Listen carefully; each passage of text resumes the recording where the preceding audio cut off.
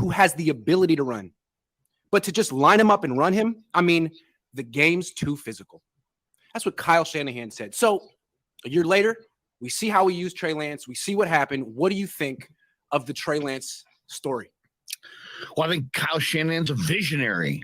He's a visionary. He saw it because he's totally right on that quote. Right. This goes back to week one. Forget yesterday for a second. Let's get into week one. That was my big takeaway. That was, and I love Kyle Shanahan. I think he's a terrific coach. Heck, you and I both predicted that Kyle Shanahan's football team would win the Super Bowl. Okay. So on some level, we were giving him some acknowledgement that this guy is, good enough. It's not like he's some scrub. He's a top tier NFL coach. But I didn't understand the usage of Trey in the Arizona game. I said it, and I didn't understand the usage of Trey in the first game, and I said it.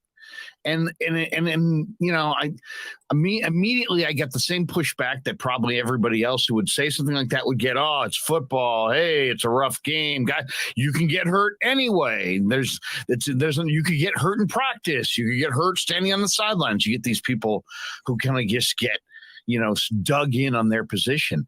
But to me, there's a huge difference between, hey, you know what? I don't think we need Jimmy Garoppolo anymore. I think we need somebody who has some mobility. That's just noticing what's around you. That's just noticing that the Josh Allens and the Patrick Mahomeses and the Deshaun Watsons are the future of the NFL.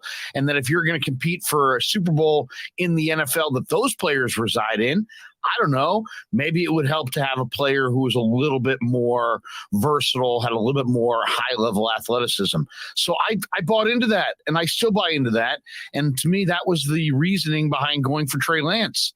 But then to get him in there and to just run him between the tackles recklessly is, this is exactly what was going to come. And whether it was going to come in game 2, game 12, in a way, I'm happy. I'm happy. It sounds terrible because I'm not rooting for injury, and Trey's a good kid, and I'm rooting for good things for him. But in a way, I'm kind of glad it happened earlier than later because it's a loud statement to everybody who watched it that it ain't a sustainable plan. That's not, I don't care whose idea it was, who else in the league does it. It's not a sustainable plan running your quarterback between the tackles against NFL caliber defenses.